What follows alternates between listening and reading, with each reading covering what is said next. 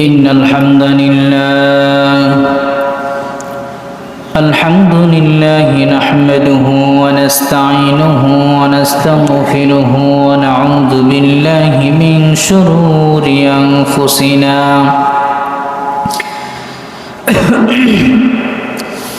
ومن سيئات أعمالنا من يهد الله فلا مضل له ومن يضلل فلا هادي له ونشهد أن لا إله إلا الله وأن محمدا عبده ورسوله أرسله بالحق بشيرا ونذيرا وداعيا إلى الله بإذنه وسراجا وقمرا منيرا فقد قال الله تعالى في كلامه المجيد أعوذ بالله من الشيطان الرجيم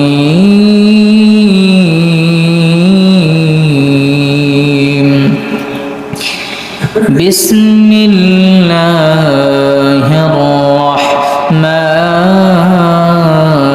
الرحيم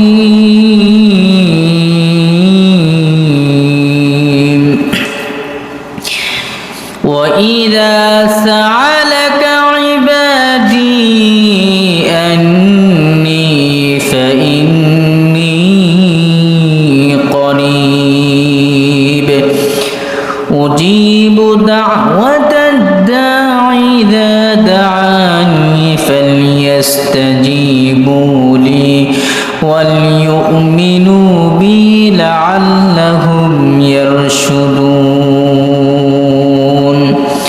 فقد قال الله تعالى في شأن حبيبه مخبرا وآمرا إن الله وملائكته يصلون على النبي يا أيها الذين آمنوا صلوا عليه وسلموا تسليما اللهم صل على محمد وعلى آل محمد كما صليت على إبراهيم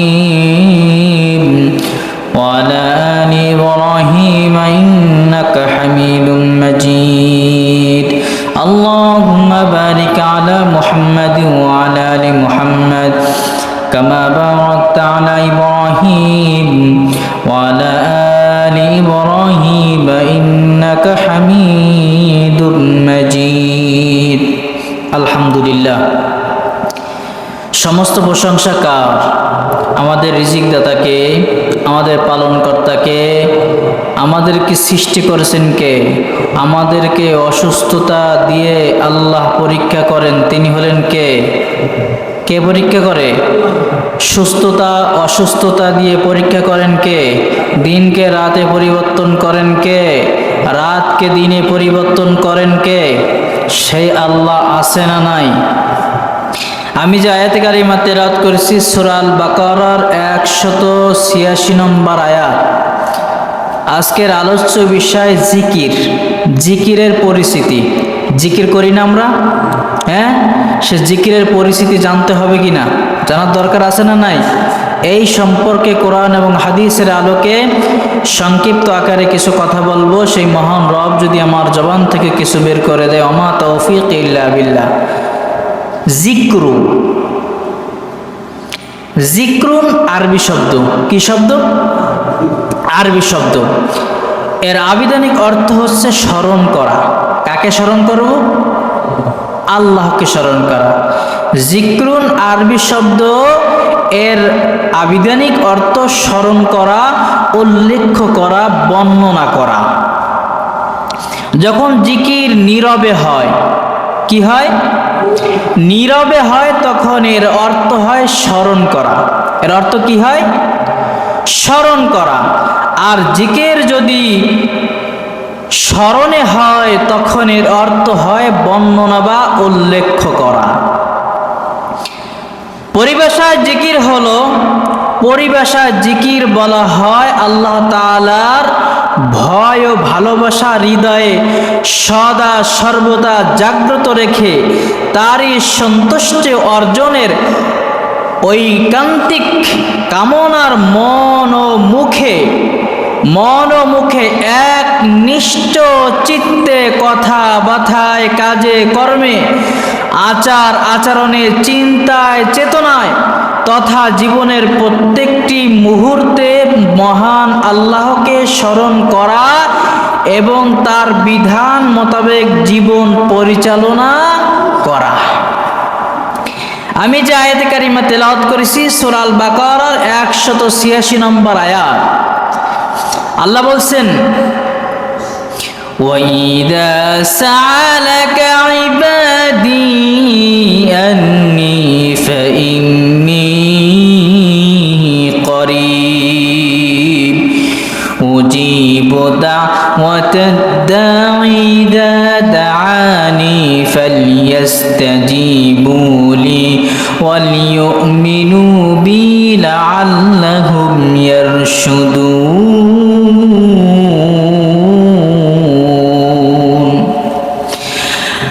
আল্লাহ পাক রব্বুল আলামিন এই আয়াতের মধ্যে বলেন, আমার বান্দা যখন হে নবী আপনার কাছে জিজ্ঞেস করে, আমার বান্দা যখন হে নবী আপনার কাছে জিজ্ঞেস করে আমার ব্যাপারে, কার ব্যাপারে কথা বলেন, আমার ব্যাপারে, তাদেরকে বলুন নিশ্চয় আমি তাদের খুব নিকটে আছি। সুবহানাল্লাহ, নিশ্চয় আমি তাদের নিকটে আছি। যারা আমাকে ডাকে, যারা আমাকে স্মরণ করে, আমি তাদের ডাকে সাড়া দিই। সুবহানাল্লাহ, যে আমাকে ডাকে আমি তার ডাকে সাড়া দিই।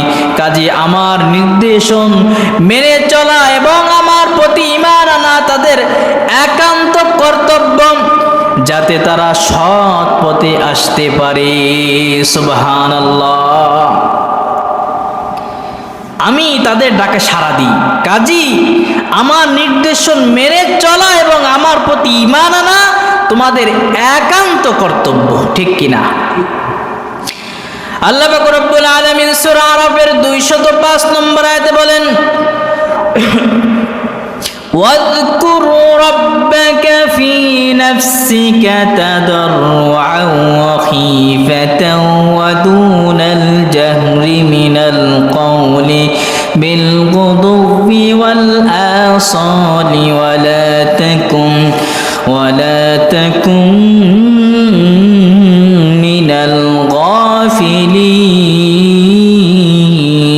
الغافلين। আর স্মরণ করতে থাকো। কাকে স্মরণ করবেন? আল্লাহকে স্মরণ করবে। আর স্মরণ করতে থাকো আপন পালন কর্তাকে, মনে মনে কন্দনরত অবস্থায়, ভীত অবস্থায় এবং অনুচ্চ স্বরে সকাল সন্ধ্যায় জিকির করতে করতে কি গাছে ওঠা যায়? কথা কয় না? হ্যাঁ, এখানে আল্লাহ পাক রব্বুল আলামিন সূরা আরাফের 205 নম্বর আয়াতে বলছেন, আর স্মরণ করতে থাকো আপন পালন কর্তার মনে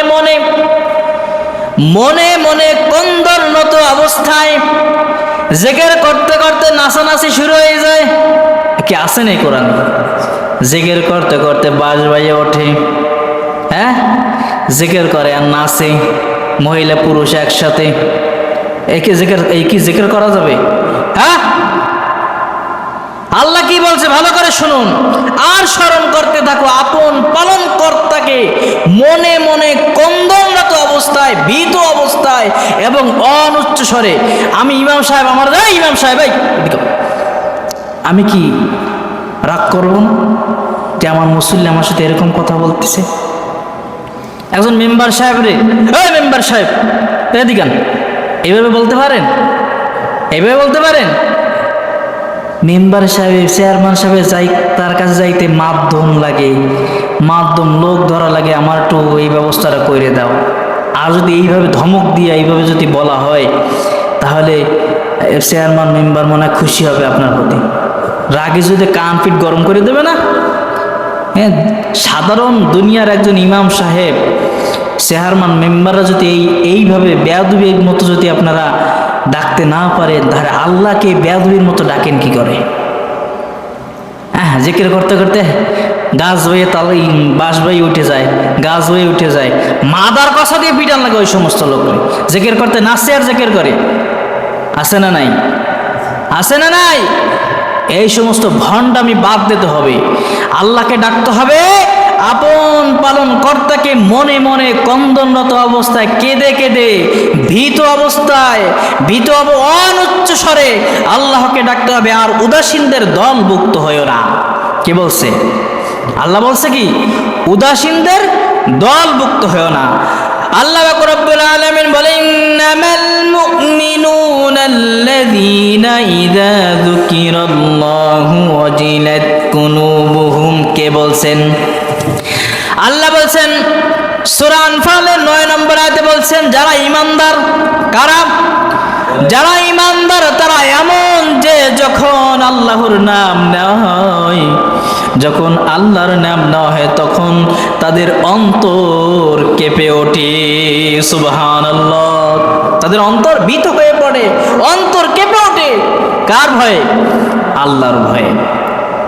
আন আবি হুরায়রা রাদিয়াল্লাহু তাআলা আন্না রাসূলুল্লাহ সাল্লাল্লাহু আলাইহি ওয়াসাল্লাম قال يتنزل ربنا تبارك وتعالى كل ليلة إلى السماء الدنيا حين ويبقى ثلثي الليل الآخر فيقول من يدعوني فاستجب له من يسألونه فأعطيه من يستغفرني فاغفر له।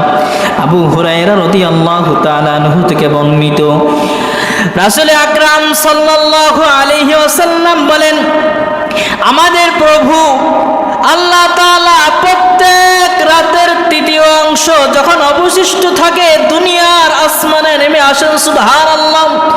দুনিয়ার আসমানে নেমে আসেন এবং বলতে থাকেন, কে আছো আমার কাছে চাও, কে আছো আমাকে ডাকো আমি তার ডাকে সাড়া দিব, কে আছো আমার কাছে চাও আমি তাকে দিব, কে আছো আমার কাছে মাপ থেকে ক্ষমা চাও আমি ক্ষমা করে দিব, কার রিজিক লাগবে আমার কাছে চাও।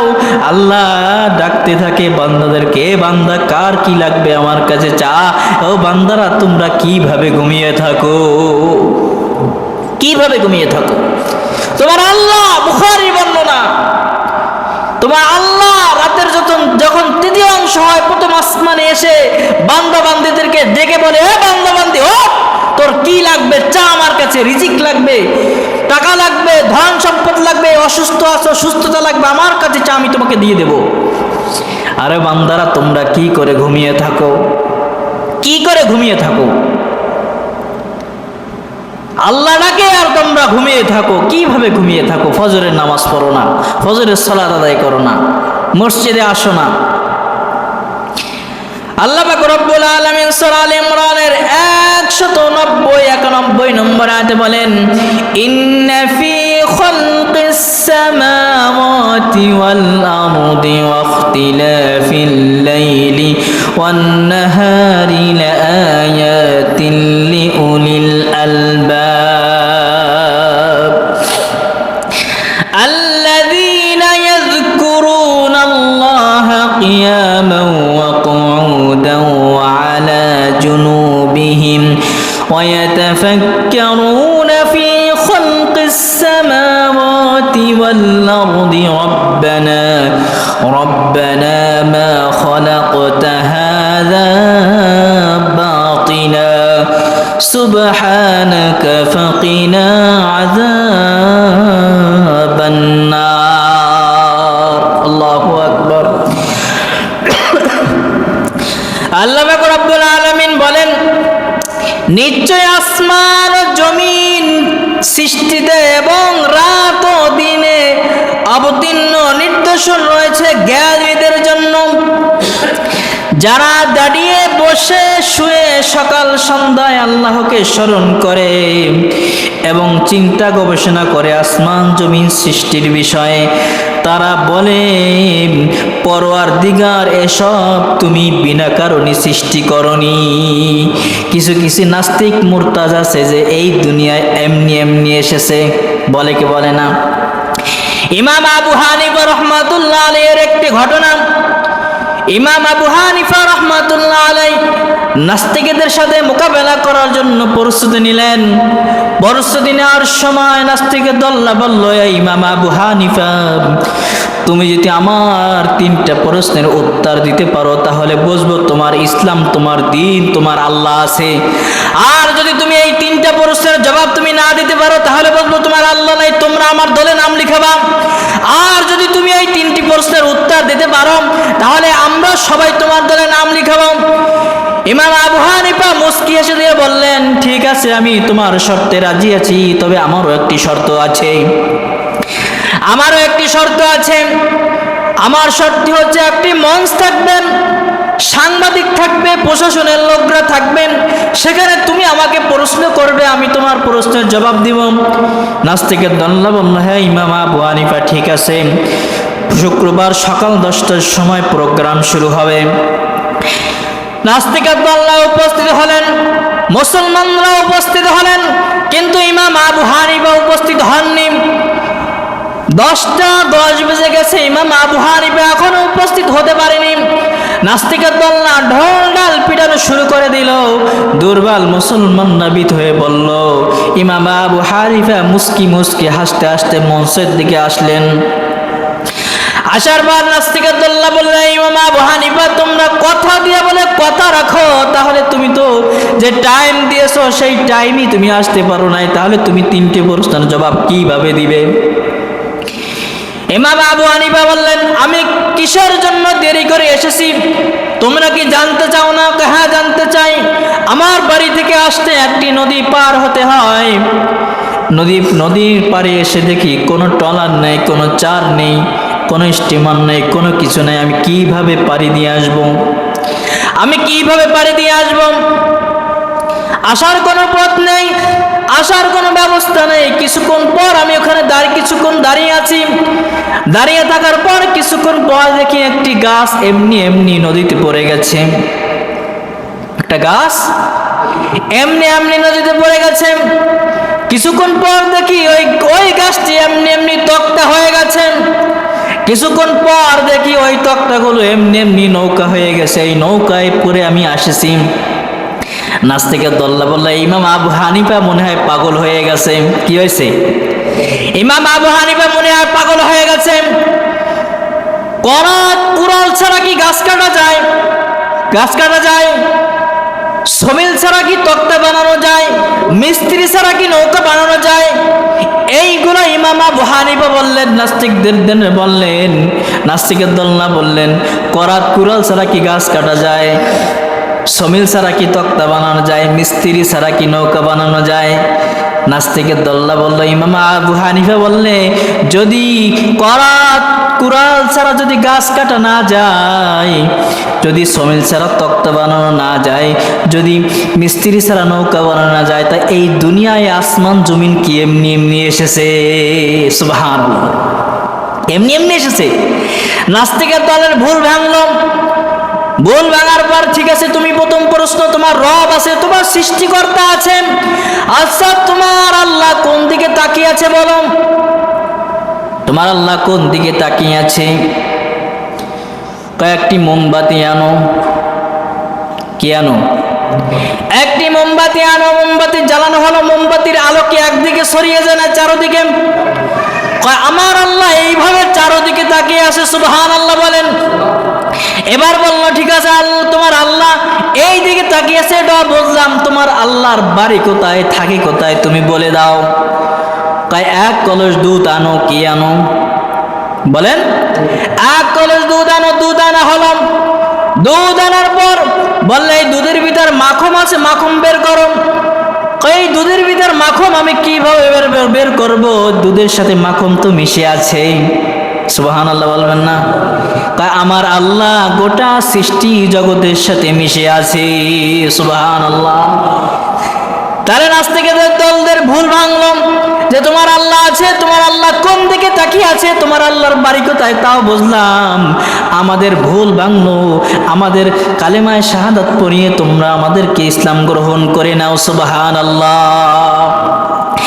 এই আয়াতে বলছেন সূরা আলে ইমরানের 191 নম্বর আয়াতে বলছেন ইন্না ফি খালকিস সামাওয়াতি ওয়াল আরদি ওয়াখতিলাফিল লাইলি ওয়ান নাহারি লাআয়াতিন লিউলিল আলবাব আল্লাযীনা ইয়াযকুরুনাল্লাহা কিয়ামান ওয়া qu'udan ওয়া আলা جنوبهم ويتفكرون في خلق السماوات والأرض ربنا ما خلقت هذا باطلا سبحانك فقنا عذاب النار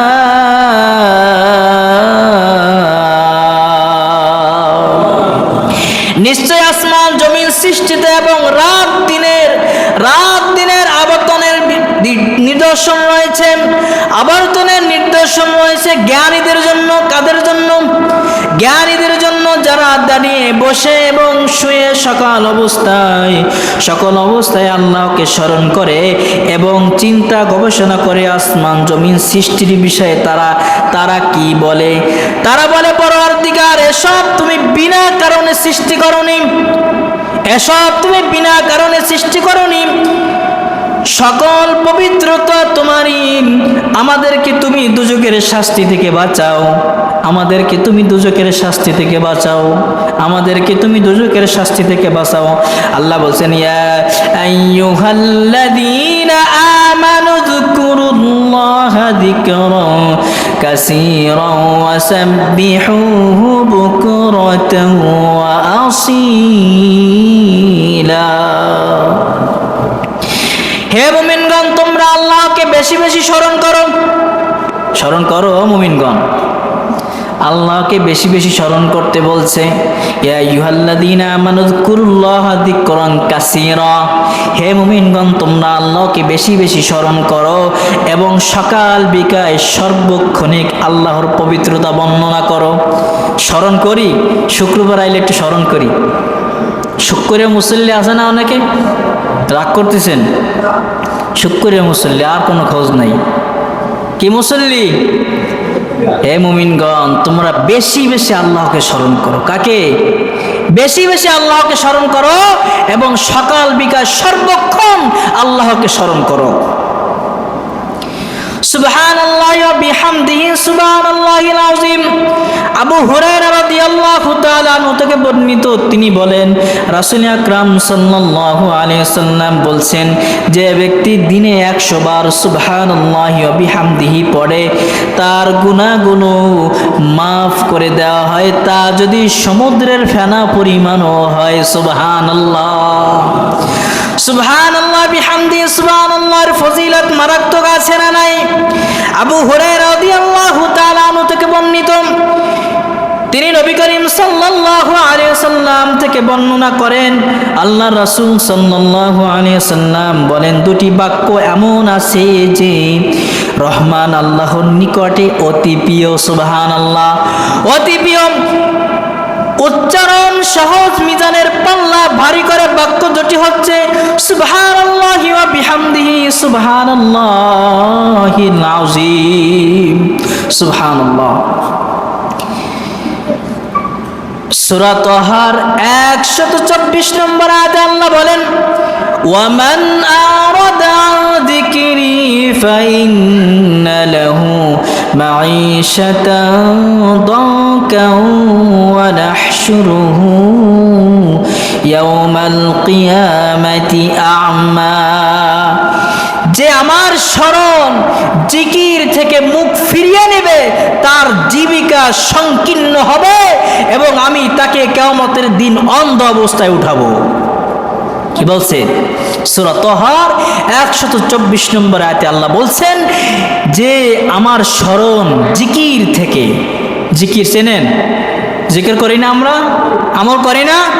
যে আমার স্মরণ জিকির থেকে মুখ ফিরিয়ে নেবে, তার জীবিকা সংকীর্ণ হবে এবং আমি তাকে কিয়ামতের দিন অন্ধ অবস্থায় উঠাবো। আমরা কি অন্ধ অবস্থা উঠতে চাই? সকাল সন্ধ্যায় জিকিরের আমল আছে না নাই? প্রত্যেক নামাজের পর সুবহানাল্লাহ সুবহানাল্লাহ 33 বার, সুবহানাল্লাহ, আলহামদুলিল্লাহ আলহামদুলিল্লাহ 33 বার, আল্লাহু আকবার 33 বার আছে না নাই? এগুলো করি আমরা, সময় নেই, সেগুলো করার সময় নেই।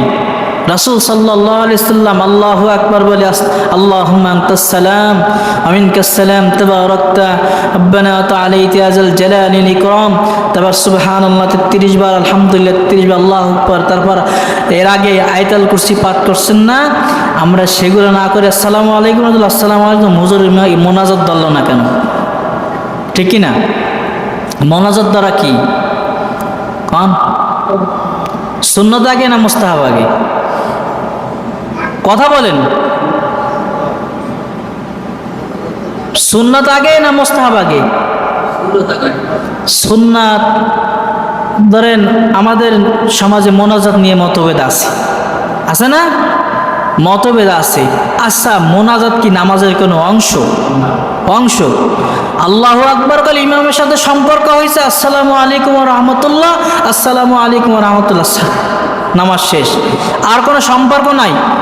আমরা বসে থাকি ইমাম সাহেব আমরা মোনাজাত ধরতেছি, ধরেন মাগরিবের নামাজের সময় হয়তো 3-4 জনের নামাজ পায় না, আল্লাহুম্মা আমিনকে মোনাজাত, বড় মোনাজাত ধরে দিছি। ওই ব্যক্তির নামাজের সমস্যা হতে পারে কি পারে না?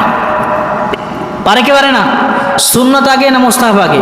আমি বলতেছি না যে মোনাজাত করা লাগবে না, মোনাজাত বেদাত, তাও আমি বলতেছি না। হ্যাঁ, আমি বলতেছি সুন্নাত আগে না মুস্তাহাব আগে? কথা বলেন। তাহলে আল্লাহ রাসূল যে সুন্নাতগুলো পালন করছে সেইগুলো পালন না করিয়া আল্লাহুম্মা আমিন বিরহমাতিকা ইয়া আরহামার রাহিমিন কি কইলাম? কি চাইলাম? কার জন্য কি চাইলাম? আল্লাহুম্মা আমিন, তুমি মাফ করো। প্রথমে আল্লাহুম্মা আমিন, কিছু না বললে আল্লাহুম্মা আমিন। কি মাফ করবে আল্লাহ? কি ক্ষমা করবে? কি ক্ষমা করবে? ভুল বুঝেন না,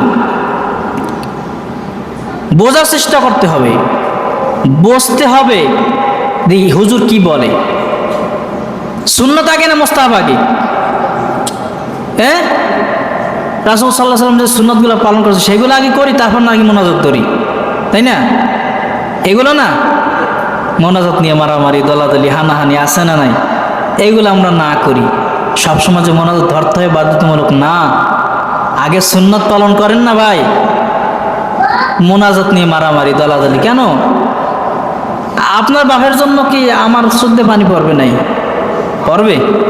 1000 টাকা যদি পকেটে ডুবাই দেন তাও কি পড়বে? কথা কেনা?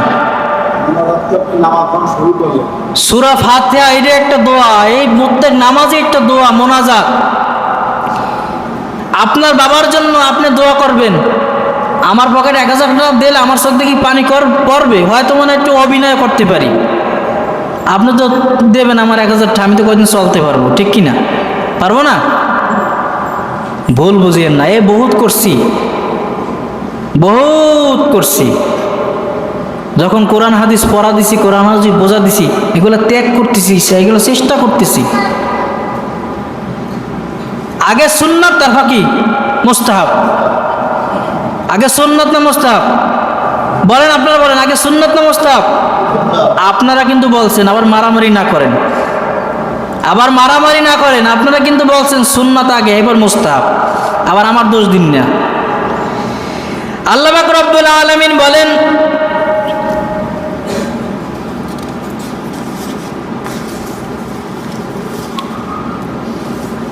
বুখারীর বর্ণনা, عن أبي موسى قال النبي صلى الله عليه وسلم مثل الذي يذكر ربه والذي لا يذكر مثل الحي والموت।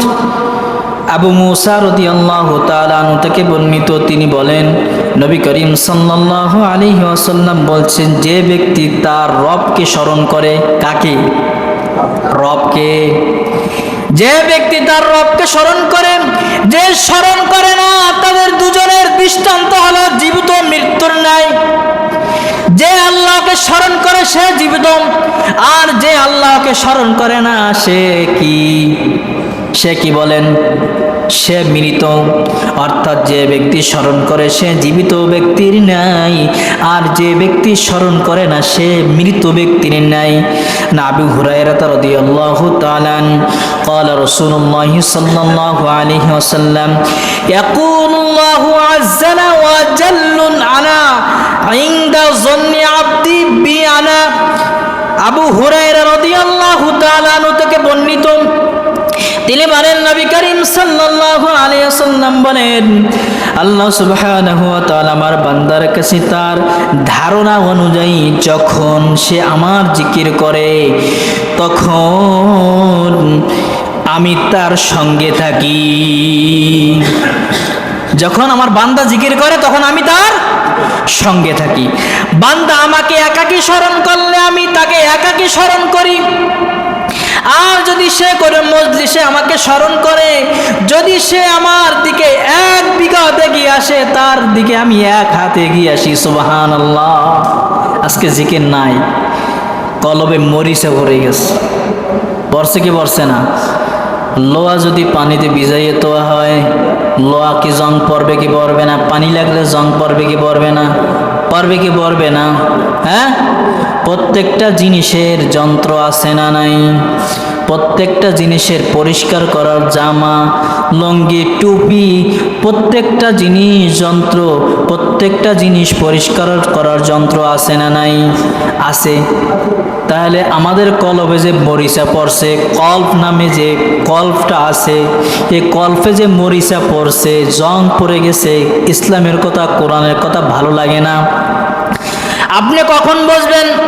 যখন কোরআনের হক কথাগুলো যখন বলা হবে, তখন যদি মনে করেন যে আপনার অ্যালার্জি চুলকানি শুরু হয়ে গেছে, তখন বুঝবেন যে আপনার কলবে মরিচা পড়ে গেছে, আপনার কলব মরে গেছে। আপনার কলবটা পরিষ্কার করুন জিকিরের মাধ্যমে, কোরআন তেলাওয়াতের মাধ্যমে, সালাতের মাধ্যমে। কিসের মাধ্যমে?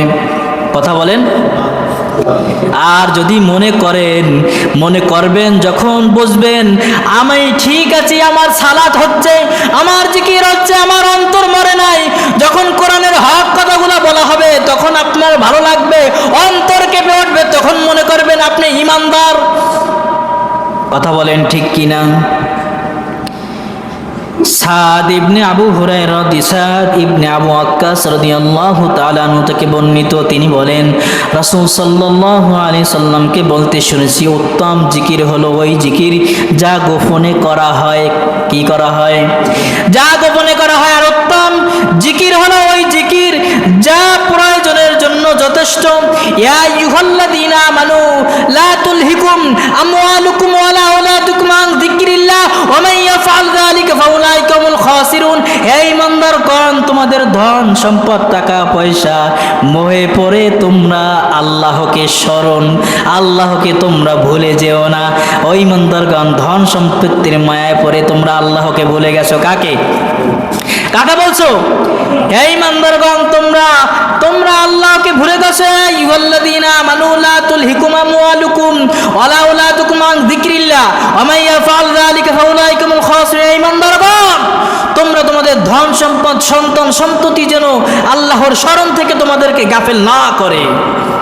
তোমরা ধন সম্পত্তির মায়ায় পড়ে, টাকা পয়সার মায়ায় পড়ে তোমরা আল্লাহকে ভুলে গেছো। যদি এই কারণে গাফেল হও, তোমরা ক্ষতিগ্রস্ত হয়ে যাবে।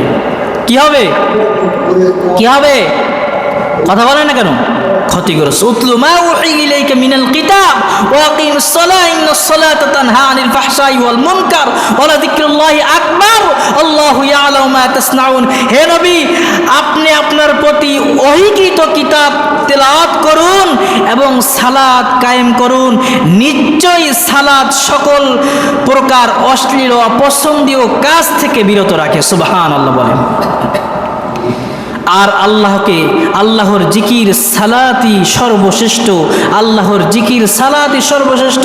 আল্লাহ জানেন তোমরা যা কিছু করো, গোপনে করো আর প্রকাশ্যে করো, সব কে জানেন? তাহলে আমাদের একটা কল্প আছে। কি আছে? এই কল্পটা পরিষ্কার করতে হবে। পারবো তো ইনশাল্লাহ? দৈনিক 10 মিনিট। কয় মিনিট? রাত দিন 24 ঘন্টা। কয় ঘন্টা? 24 ঘন্টার ভিতরে 10 মিনিট আল্লাহকে দিতে পারবেন কে?